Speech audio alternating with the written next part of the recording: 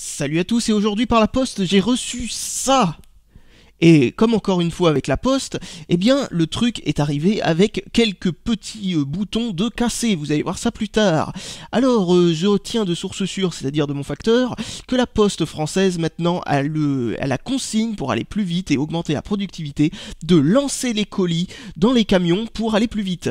Et ça c'est juste n'importe quoi et maintenant je comprends mieux pourquoi tous les trucs que je reçois arrivent avec quelques problèmes de temps en temps, comme ça, comme par exemple le lecteur, le faux lecteur Apple qui était juste dans un état pas possible. Et voici un manuel pour le mobile, ou plutôt un manuel mobile. C'est contrairement à un manuel qu'on peut pas déplacer, je ne sais pas. Alors, il y a dessus pas mal d'inscriptions assez ridicules, écrites sur deux feuilles de PQ reliées entre elles, avec la couture au milieu, non je déconne. Et comme vous le voyez, c'est vraiment du PQ, hein, parce que j'ai essayé de griffonner des trucs pour vous montrer quelques machins, et le papier a absorbé comme du buvard l'intégralité de l'encre de mon stylo pilote. Donc génial. Dessus, il n'y a vraiment rien d'intéressant à dire, à part que l'on a l'impression que le manuel n'est pas écrit pour ce téléphone mais pour un autre téléphone qui n'en a absolument rien à voir, parce que ce téléphone ils disent que pour changer les raccourcis sur je ne sais pas quoi il faut appuyer longtemps sur la touche moins. Alors j'ai beau chercher hein, je trouve ni touche moins ni truc qui ressemble, et comme ça fonctionne sous Android je ne vois pas très bien quelle touche moins en question. Là-dedans il y avait une batterie. Alors, pour information, il s'agit du téléphone Android le moins cher que j'ai pu trouver, avec un écran tactile. Il coûtait 41 €. C'est un téléphone Android chinois qui a été fait déjà il y a un petit moment, qui s'appelle le Ginseng, et non pas Ginseng, même si on a l'impression qu'ils se sont amusés à mettre un G ici comme logo, mais non. Donc Ginseng Q99, un truc comme ça. Comme vous le voyez aussi, la boîte est des plus génériques, on ne peut pas faire plus avec un logo fait directement avec Word Art, ou je ne sais plus comment ça s'appelle déjà. Un truc qui permet de faire des logos automatisés qui était bien pourri, qu'on avait dans Microsoft Word 98. Donc ensuite une deuxième batterie, parce que souvent avec ces machins là ils te donnent deux batteries au cas où qu'il y en ait une qui déconne, je suppose, parce que par exemple ce téléphone là a été conservé pendant plus de 1 an et demi dans un placard ou je ne sais pas quoi. Du coup les batteries elles sont vraiment dans un sale état, et ça tombe bien parce que ce téléphone là en particulier a une caractéristique, et non pas une cataractéristique, donc une caractéristique assez incroyable au niveau des batteries, c'est qu'elle utilise des batteries BP-6 MT, qui sont des batteries standards utilisées par Nokia dans plusieurs de leurs téléphones. Ce qui veut dire que si on a besoin d'une batterie de rechange, eh bien elles sont très faciles à trouver, extrêmement faciles à trouver même, et donc et pour pas cher. Donc si vous avez besoin de changer de batterie, il n'y a pas de souci, et ça c'est génial. Donc j'ai dit au vendeur que ce téléphone avait un bouton de cassé ainsi que les deux batteries qui marchaient pas bien. Il m'a promis d'en envoyer un deuxième gratuitement. Sympa le vendeur. Donc comme quoi hein. Un kit oreillette que je n'ai pas encore testé, tiens. Donc je ne sais pas trop ce qu'il vaut. Faudra que je teste ça d'ici quelques temps. Voilà, ensuite c'est quoi ça déjà? Ah oui, un câble USB. Alors vous allez voir, le câble USB a un sacré souci, parce que lui par contre je l'ai testé.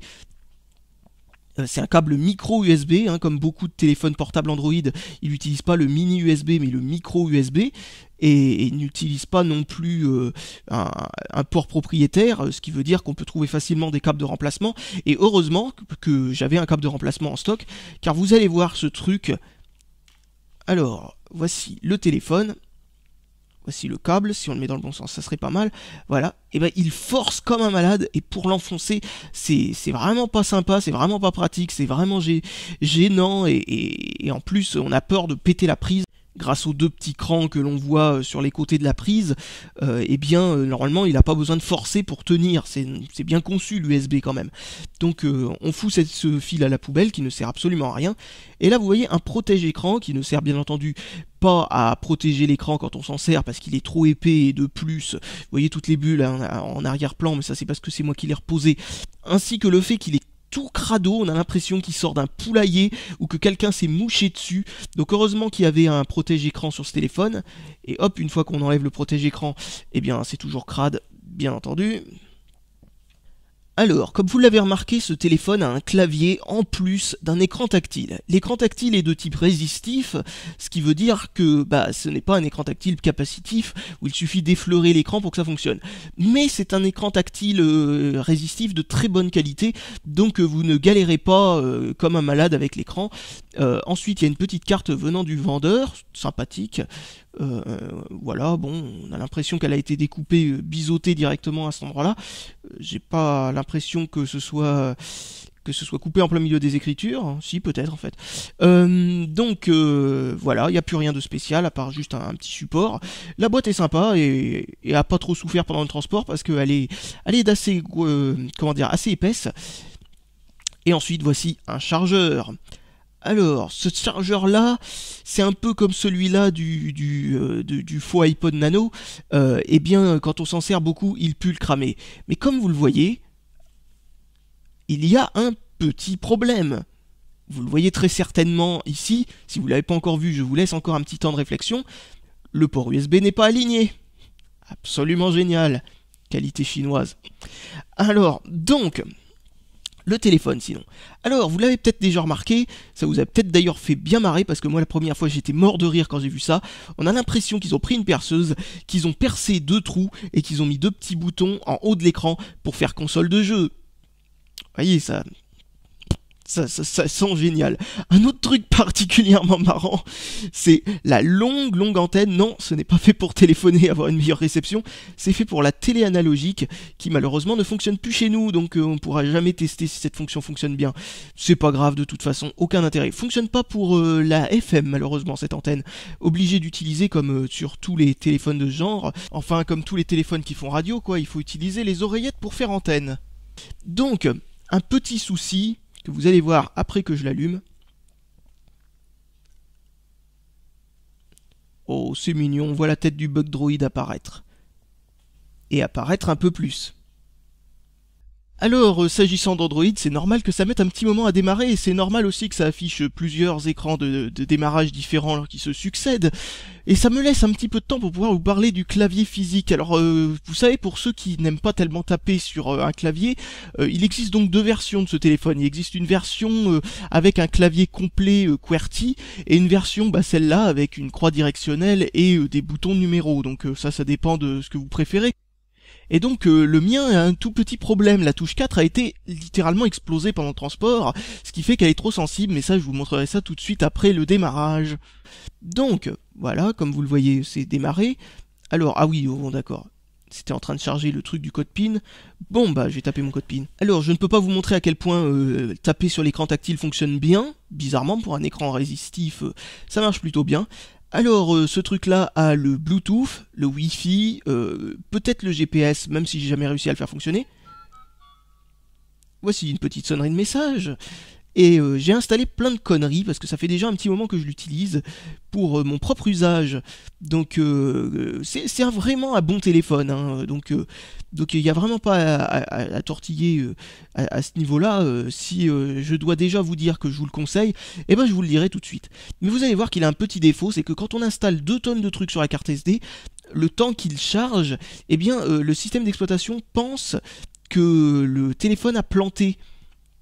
Donc, parce qu'il freeze l'interface pendant un petit moment. Donc du coup, ça le fait redémarrer automatiquement. Si vous n'avez pas envie de retrouver ce problème-là, c'est-à-dire que le téléphone se met à rebooter plusieurs fois comme ça parce que toutes les icônes du bureau ne sont pas encore apparues, comme vous voyez là il y a plein d'icônes qui sont là et d'autres qui ne sont pas apparues, et ben ça veut dire qu'il est en train de les charger de la carte SD.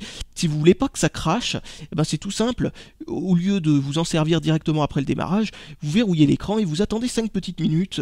Ensuite quand vous êtes revenu, et bien toutes les icônes de l'écran sont apparues et le téléphone risque pas de cracher. C'est le seul problème de stabilité que j'ai avec ce téléphone. C'est-à-dire que ce téléphone, en dehors de ce petit problème pendant les premières minutes de démarrage, parce que j'ai installé beaucoup trop de conneries sur la carte SD, enfin bon bref, parce que ça doit être une carte SD très lente, enfin ça doit être sûrement à cause de ça, eh bien, à part ce petit problème-là, je n'ai eu aucun problème avec ce téléphone. Mais alors juste aucun. Bien entendu, la touche 4 qui a été cassée pendant le transport, parce que, comme je vous l'ai dit, le paquet était très solide. Malheureusement, le problème, c'est que tous les accessoires ont visiblement tapé contre le clavier, notamment le bloc d'alimentation, ce genre de truc, et a fini par pulvériser un truc dans la touche 4. Alors je vais vous montrer un petit peu le problème de la touche 4. Regardez. C'est peut-être réparé tout seul. Non, non. Et j'ai juste effleuré la touche 4. Et là, je tape des 4 en l'effleurant. Alors que le 2, vous entendez le clic normalement. Voilà, ce qui rend le clavier un petit peu trop sensible pour, à mon goût, à l'utilisation. Donc, vous voyez, alors la batterie, j'ai fait volontairement exprès de ne pas la laisser, de ne pas la mettre à 100% avant de vous montrer ça, parce que je veux vous montrer un truc. C'est l'incroyable incohérence de la batterie, parce que les deux batteries sont en très mauvais état. Comme vous le voyez, la batterie fait des chutes de tension quand on allume des trucs comme par exemple quand on allume le Wi-Fi, le Bluetooth et le rétroéclairage à fond en même temps. Eh bien, elle fait une chute vertigineuse de tension. Et comme vous le voyez, un truc assez incroyable, la tension remonte. Ce qui n'est pas normal pour une batterie, sauf bien entendu si on la recharge. Donc ça montre bien que tout simplement la batterie a un certain souci. Les deux batteries sont plus ou moins aussi mauvaises les unes que les autres. Celle que j'ai mis dedans, c'est la plus mauvaise, exprès pour vous montrer le pire cas possible au niveau de l'autonomie. Environ 120 heures en veille, ce qui est pas mal. 120 heures en veille pour garder encore une autonomie suffisante pour faire un appel, etc. Continuer à s'en servir. Sinon, si on veut le laisser en veille jusqu'à ce qu'il n'y ait plus de batterie, plus ou moins 300 heures.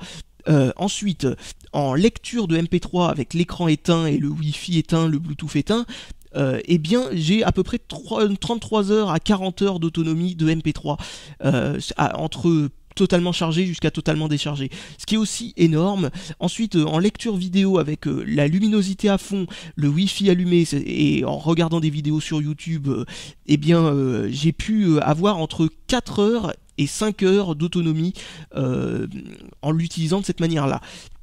Avec la pire batterie. Avec celle-là, c'est plutôt entre 4h30 et 5h30, et je suppose qu'avec une batterie qui fonctionne bien, ça doit être plus ou moins 6 ou 7 heures.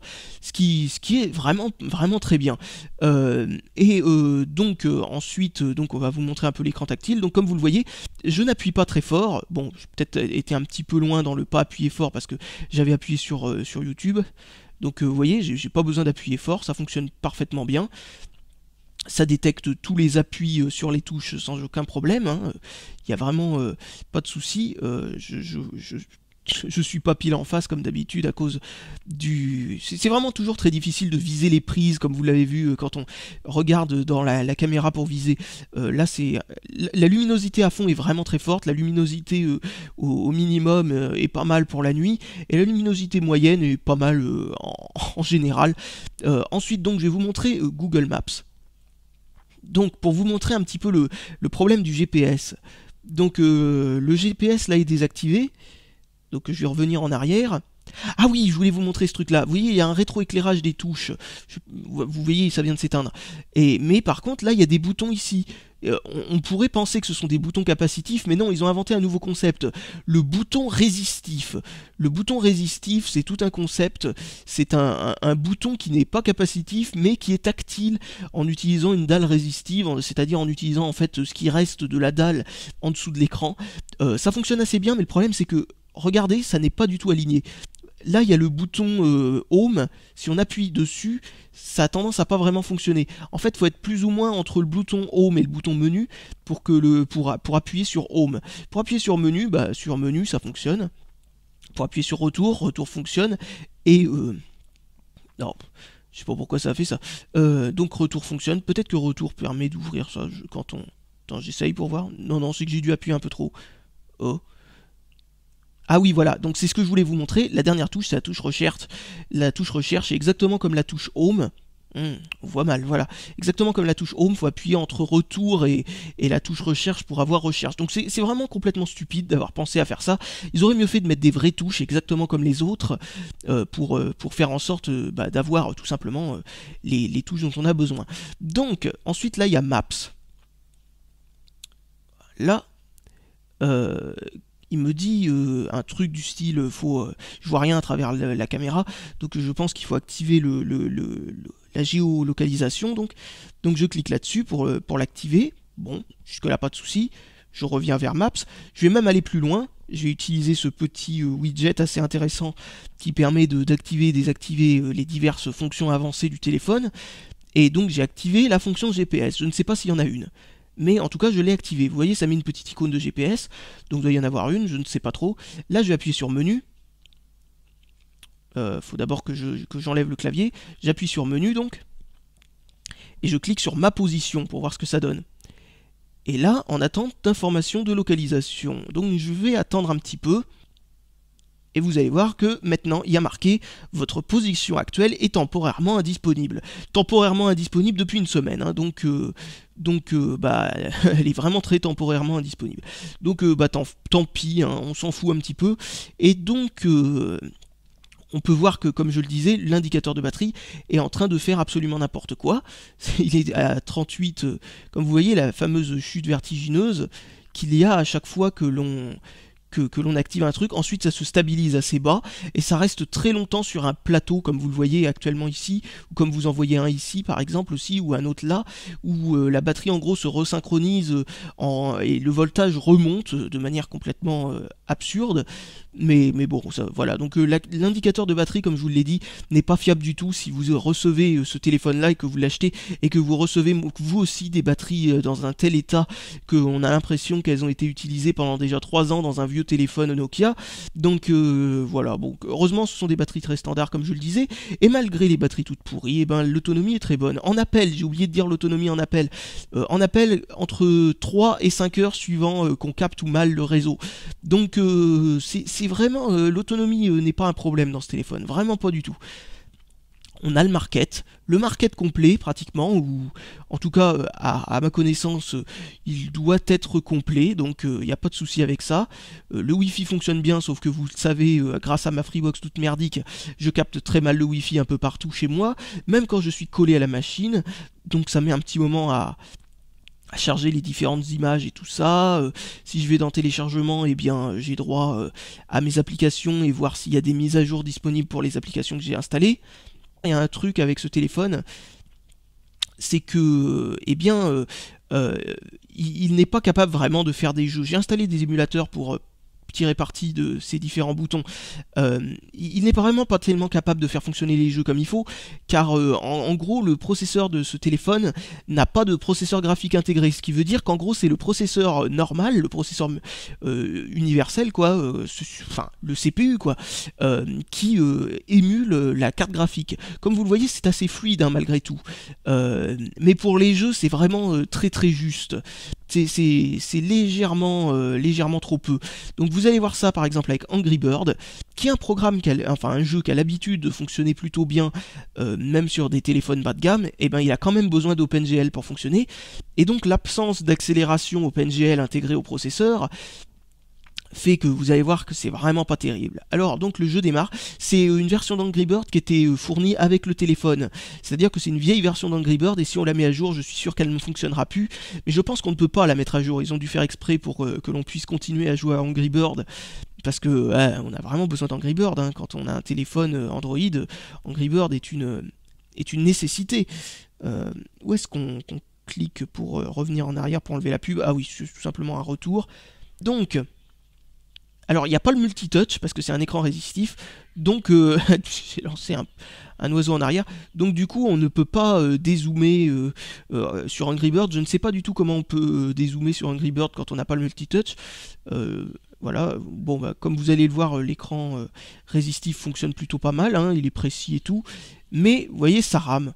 Alors qu'on est dans Angry Bird, je ne sais pas si vous vous rendez compte un peu le niveau de ridicule, tout simplement parce que ce jeu utilise OpenGL. Donc Angry Bird rame. Et oui, incroyable mais vrai, Angry Bird rame. Et pas qu'un peu, hein, il fait pas semblant. Hein. Donc c'est c'est un téléphone qui est vraiment pas mal pour pas mal de fonctions normales d'un smartphone, mais quand il s'agit de jouer dessus, il y a certaines personnes ça les dérange pas comme moi, un peu rien à foutre de devoir ou non jouer sur un téléphone Android, parce que j'ai le JXD pour faire ça de toute façon. Et donc je vous ai sorti quelques jeux pour voir un petit peu quelques trucs. Là par exemple, ce jeu là est un jeu qui n'utilise pas OpenGL pour l'accélération graphique, donc quel que soit le téléphone, que vous ayez un GPU intégré ou non, il utilisera de toute façon le processeur. Donc ce jeu est optimisé pour l'utilisation du processeur, pour le rendu graphique. Donc du coup, il n'y a pas de problème, c'est plutôt pas mal. C'est pourtant un processeur qui, même en excluant l'absence de processeur graphique, il n'a pas que ça contre lui au niveau des performances. Il a aussi le fait qu'il s'agit d'un ARM V5, ce qui est une version de l'ARM qui commence à dater. Qu'est-ce que j'ai utilisé comme bouton déjà pour sauter, voilà. Donc il est assez lent, et en plus il est que à 416 MHz, ce qui est vraiment très lent. Et mais par contre, ce qui m'a étonné, c'est que Android, c'est vraiment un système d'exploitation qui fonctionne bien, quoi, hein, parce que malgré la si faible performance de ce truc, hop, je me suis fait avoir, hop, qu'est-ce que j'étais en train de faire, voilà, essayer d'en tuer un pour voir, bon, ça rame quand même un petit peu, mais ça fonctionne relativement correctement. C'est quand même impressionnant de voir qu'Android arrive quand même à se démener pour faire fonctionner tous les programmes en dehors des jeux très convenablement, malgré un processeur aussi peu puissant. Franchement, ça m'épate, hein, sincèrement. Donc là, on va voir avec Doodle Jump, voir si l'accéléromètre qui sert donc de capteur de position fonctionne correctement. Alors c'est pas un gyromètre, c'est un accéléromètre, un peu comme la première Wiimote, avant qu'ils intègrent le Wii Motion Plus dedans, ou avant d'utiliser le Wii Motion Plus sur la Wiimote. Eh bien, comme vous allez le voir, c'est précis, mais il faut pas trop lui en demander, parce que de temps en temps on peut se, être assez déçu par la précision du truc sur certains jeux qui demandent vraiment beaucoup de précision, mais il y en a vraiment, enfin bon, comme c'est un truc qui est pas vraiment fait pour les jeux, c'est pas, enfin franchement on s'en fout un petit peu. Et là vous allez voir un jeu de labyrinthe qui est totalement en 2D, donc il n'y a pas de souci de performance. Alors on va attendre qu'il charge un petit peu et qui vérifie la licence sur le net. Heureusement que j'ai activé le Wi-Fi, parce que sinon ça aurait mis un petit peu de temps. Ah oui, parce que j'ai oublié de vous dire ça, ce téléphone ne fait pas la 3G, il fait que la 2G, quoi, tout simplement. Et c'est difficile à travers la caméra de faire comme il faut, parce que j'ai l'impression d'avoir un téléphone microscopique dans la main, en fait, parce que si vous le savez pas, la caméra que j'utilise a un tout petit écran témoin par lequel je suis en train de regarder pour être sûr d'être cadré comme il faut, et franchement j'y arrive pas. Mais bon, sinon le jeu fonctionne très bien, la précision est très bonne, le market est complet, mais j'ai quand même installé F-Droid pour quelques programmes libres. Ah oui, un truc, le programme de SMS par défaut n'est pas capable d'utiliser le clavier complet dans ce sens-là pour pouvoir avoir un clavier de grande taille, et on est obligé d'utiliser dans ce sens-là. Donc j'ai installé SMS Droid, qui est un logiciel open source qui permet de remplacer l'original et qui permet d'avoir un clavier complet comme ça. Ensuite, un autre truc redondant qu'il y a sur mon bureau, que j'ai pas enlevé pour vous montrer un peu le truc. Là, vous avez un bouton qui vous permet d'aller sur Internet. Et là, vous avez le navigateur. Bon, c'est un peu redondant, même si elles n'ont pas exactement la même fonction, parce que le navigateur va sur le navigateur. Quand vous cliquez ici, ça va sur le navigateur, mais ça ouvre automatiquement la page Google. Donc bon, voilà. Ensuite, on est bien accueilli par ce téléphone, car il vous montre dès le premier coup d'œil qu'il s'agit d'un téléphone résistif, avec un écran résistif, car vous avez le calibrateur qui est mis sur la page d'accueil. Bon, pas mal comme idée pour ne pas oublier de calibrer l'écran quand on vient d'acheter le téléphone. La calibration se fait assez rapidement et assez bien, et bon, ça permet comme ça de perdre quelques déconvenus. Et là, il y avait le téléphone qui est totalement redondant avec cette touche là. Donc vous voyez, il y avait pas mal de trucs complètement aberrants sur l'écran d'accueil à l'origine, mais bon, ça c'est pas dramatique, mais c'est juste pour dire. Le fameux calibrateur. Alors, allons voir les programmes qui étaient installés à l'origine. Alors, il y avait ES Explorer, qui est un explorateur de fichiers pour Android qui fonctionne plutôt bien, donc pas de problème avec ça. eBuddy, je sais pas ce que c'est. Facebook, bon, tout le monde sait ce que c'est. Yahoo Messenger, que je n'utilise pas. MSN Talk, que j'utilise pas non plus. Ça c'est quoi? TweetDroid, oui c'est ça, qui permet en gros d'avoir une application Twitter différente de l'application officielle Twitter. Donc voilà, bon, ça c'est assez inutile pour moi aussi. Et la Jada, bon ça c'est normal, c'est un Jada Android officiel. Ensuite ça c'est ce que j'ai installé, le multitouch tester, pour vous montrer qu'il n'y a qu'une seule touche, hein. Je peux appuyer sur deux à la fois, ça ne marchera pas. Vous voyez, ça fait un intermédiaire entre les deux où ça zappe tout. Enfin bon, c'est normal, c'est pas du multitouch. Et comme vous allez le voir, avec qu'un seul doigt, sans aucun problème, l'écran est pratiquement aussi pratique qu'un capacitif, du moment qu'on exclut le fait que il ne fasse pas le multitouch. Donc franchement c'est une très très bonne affaire pour 41 € si vous cherchez un petit téléphone Android vraiment pas mal. L'application YouTube fonctionne, mais s'il y a des pubs à l'intérieur d'une vidéo, eh bien elle refusera de lire la vidéo.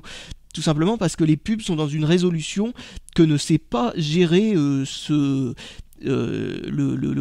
système de décodage hardware des vidéos qui est intégré dans ce téléphone. Donc ça c'est un léger souci de l'application YouTube officielle, mais c'est pas grave, il existe, comme je vous l'avais dit avec la JXD, parce que j'avais eu des problèmes pas similaires, mais on va dire qui faisait, enfin l'application YouTube, je sais pas pourquoi, je n'ai jamais réussi à la voir fonctionner de manière totalement satisfaisante, quel que soit le périphérique Android que j'utilise.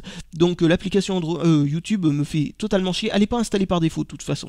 Et donc j'ai installé TubeMate, qui n'est pas dans l'Android Market, il faut le télécharger séparément sur son site officiel. Donc je vous conseille de télécharger TubeMate, qui est un truc qui vous permet de lire les vidéos YouTube, non seulement, mais elle permet surtout de les télécharger pour pouvoir les lire ensuite à partir de son téléphone ou de n'importe quoi d'autre, ce qui est une très très très bonne fonction. Alors, donc j'ai mis MX Player, qui est pas mal, qui permet d'accéder à un peu plus de codec vidéo, et qui aussi permet de lire les vidéos avec, de manière beaucoup plus agréable, parce que c'est un lecteur qui est vraiment super bien foutu, et qui fonctionne sur absolument tous les périphériques Android, du moins puissant, c'est-à-dire celui-là, au plus puissant, c'est-à-dire, je sais pas trop quoi, des trucs avec des processeurs qui n'existent pas encore. Enfin bon voilà. L'application musique fonctionne très très bien. C'est l'application musique officielle d'Android. Ensuite de ce côté-là, j'ai juste installé des jeux supplémentaires. Alors il y a quelques jeux qui ne démarreront pas du tout, même s'ils sont disponibles dans l'Android Market. Comme vous allez voir, celui-là a un léger souci. Voilà, il ne démarre pas, donc bon, voilà, c'était juste pour vous montrer que il y a des jeux qui rament, comme par exemple Candy Zuma, qui est un petit peu le Zuma qui rame le plus au monde, Bubble World, donc, qui est un truc façon Puzzle Bubble, qui des fois, quand il y a un moment où ça rame très fort pendant qu'on est en train de jouer, une bulle disparaît avant qu'elle apparaisse à l'autre bout, donc ça fait disparaître des bulles, c'est génial. Frozen Bubble, qui est donc un autre clone de Puzzle Bubble, qui lui par contre fonctionne parfaitement bien avec une vitesse totalement correcte et compagnie, qui est un logiciel libre. Ensuite tous les trucs qui n'utilisent pas la 3D fonctionnent bien. Ce truc là je sais pas ce que c'est une connerie que j'ai installé juste pour voir si c'est installé. Bon. Peut-être l'occasion de faire une vidéo amusante de ce jeu-là un de ces jours, parce que il me semble que ça a l'air d'être du grand n'importe quoi, mais bon bref, ça faisait partie des plus téléchargés, donc allez hop, on l'installe pour voir si ça fonctionne. Ensuite quelques trucs par-ci par-là, ce truc-là qui est, parce que bien entendu un périphérique Android n'est pas complet tant qu'on n'a pas son application de lancer de boulettes de papier dans une poubelle. Eh bien je peux te dire que on peut considérer, si c'est votre critère, que ce périphérique Android n'est pas complet. Wow. Enfin bon, bref. Donc le truc pour savoir combien il reste de CPU, l'application eBay qui est très utile pour acheter ce genre de conneries, fonctionne aussi très bien. Donc voilà, j'ai fait le tour un petit peu de toutes les applications sympatoches. Il n'y a pas trop de conneries en chinois, il n'y en a même aucune connerie en chinois totalement qui est fournie avec ce téléphone. Et il n'y a pas trop de programmes à la con qu'on aimerait bien supprimer mais qu'on peut pas, qui sont fournis avec le firmware d'origine. Donc ça franchement c'est un vrai bon point quoi. Ensuite l'appareil photo. Alors l'appareil photo, vous allez voir un petit peu à quoi il ressemble. l'interface normale de l'appareil photo sur Android 2.2. Oui, c'est Android 2.2, pas 2.3, même si ça change pas grand chose au final. Là où il y a vraiment du gros changement, c'est quand on passe d'Android 2. Quelque chose à Android 4 et Android 4.1, 4.2, où là franchement voilà. Donc il y a les différents paramètres du truc. C'est une caméra 1 mégapixels, pas trop mauvaise même si les couleurs sont très ternes. Et ensuite, il y a caméra principale, mais il y a surtout un truc qui est drôle, c'est sous-caméra. Alors ils ont bien raison d'appeler ça comme ça, parce que c'est vraiment une sous-caméra. Ah oui, je suis déjà en bas. Voilà, et donc ça c'est la caméra qui permet, comme vous le voyez encore mieux qu'avant, d'avoir un beau reflet de la caméra. Bon, parce que en gros, c'est, comme vous le voyez, la caméra frontale. Ils ont bien fait de l'appeler sous-caméra, parce que c'est vraiment pas une caméra de très bonne qualité. Ensuite, on peut passer en mode vidéo. Les deux caméras font le mode vidéo, bien entendu. Ensuite, ah oui, la sous-caméra, c'est une 0,3 mégapixels. Donc, caméra principale. Allez, hop, hop, hop, voilà. Donc on repasse en caméra principale, on attend que ça vienne. Ah, j'avais le doigt devant, c'est pour ça que ça venait pas, ça risquait pas de venir. Donc bah voilà, si vous voulez voir à quoi ressemble une photo prise avec ce truc là, voilà ce que ça donne. Et si vous voulez savoir à quoi ressemble une vidéo filmée avec ce truc là, bah ça ressemble plus ou moins à ça. Ça marche à peu près, mais on se croirait quand même 5 ans en arrière, hein. Et je tiens aussi à signifier la présence d'un flash inutile à cet endroit-là, qui permet de pouvoir avoir un peu plus de luminosité quand on prend en photo des trucs à 1 mètre même pas de distance. Donc bon, pas très intéressant, mais bon, ça a le mérite d'être là. Ensuite, eh bien je crois qu'on a fait le tour de toutes les fonctions basiques du téléphone, hein. Donc voilà, bah, je crois qu'on a fait le tour. Donc on se retrouvera pour la prochaine vidéo. Alors je vous donne un petit peu le programme des vidéos. Alors, dans la prochaine vidéo, nous allons voir un peu plus sur les jeux et sur les émulateurs, et on pourra donc voir une vraie utilité que l'on peut donner à ces boutons au-dessus de l'écran assez ridicules. Et dans la vidéo suivante, nous allons router cette machine histoire d'enlever les programmes installés par défaut à l'origine, enfin ceux qui n'ont aucun intérêt, et aussi bah, histoire de le router, hein, pour ceux qui savent pas à quoi ça sert, et ben ce sera l'occasion de vous le dire. Donc salut à tous, et à la prochaine! Oh mon dieu, j'y crois pas que j'ai oublié de vous le dire. Alors donc, ce truc-là, que vous venez de voir, eh bien, il a plus de problèmes que ça encore. Ça, c'était juste le problème mineur. Là, il y a marqué sur l'étiquette qu'il s'agit, attendez un peu de lumière, hop, qu'il s'agit d'un 500 mAh. Je sais pas exactement où c'est que c'est marqué ici. Donc il y a marqué 500 mAh. Je sais pas si vous voyez très bien, mais c'est pas grave, en tout cas, faites-moi confiance. 500 mAh, c'est ce qu'il faut pour recharger ce truc-là. Car ce truc-là se recharge comme il faut à partir d'un port un port USB de PC, quoi. Et il est obligé d'être rechargé par un port USB de PC car il n'est fourni avec rien. Pour information, c'est mon ancienne caméra, un Flip Mino HD. Vous voyez, c'est une petite caméra un peu merdique, mais qui fonctionne correctement, surtout quand on sait pas comment ça fonctionne à l'origine, ce genre de truc. Bon, la prise est de travers, mais ça, on peut quand même la brancher sans aucun problème.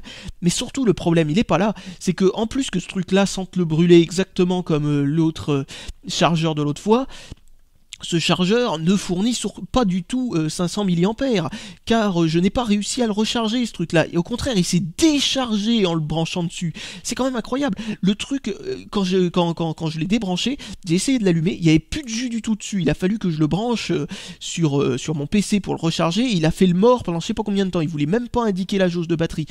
Donc, plutôt dangereux, hein, ce truc au niveau de la décharge. Il l'a déchargé, mais alors juste jusqu'au bout, quoi, hein, jusqu'à ce qu'il n'y ait plus un volt dans la batterie. Je sais pas trop comment il a fait ça, mais en tout cas, il a fait croire qu'il le chargeait alors qu'il le déchargeait. Ça, c'est juste atroce. Et en plus de ça, ce truc-là n'est pas capable de recharger convenablement le téléphone avec lequel il est donné avec. C'est-à-dire que je vous dis plusieurs fois que les batteries sont pourries, mais en plus de ça, le chargeur d'origine est 500 mAh, alors que visiblement pour ce téléphone-là, pour recharger la batterie, il faut un chargeur 1 ampère ou un vrai 500 mAh. Ce qui fait que, en fin de compte, la batterie ne se charge jamais à fond. Ça, c'est absolument excellent.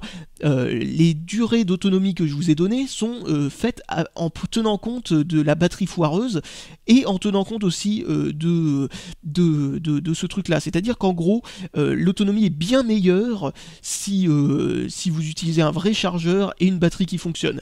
Donc si vous trouvez que l'autonomie est déjà bonne, telle que je vous l'annonce dans la vidéo, elle est encore meilleure si vous investissez, on va dire, 5 € de plus dans le téléphone. Donc voilà, c'est bon pour la petite rectification du jour.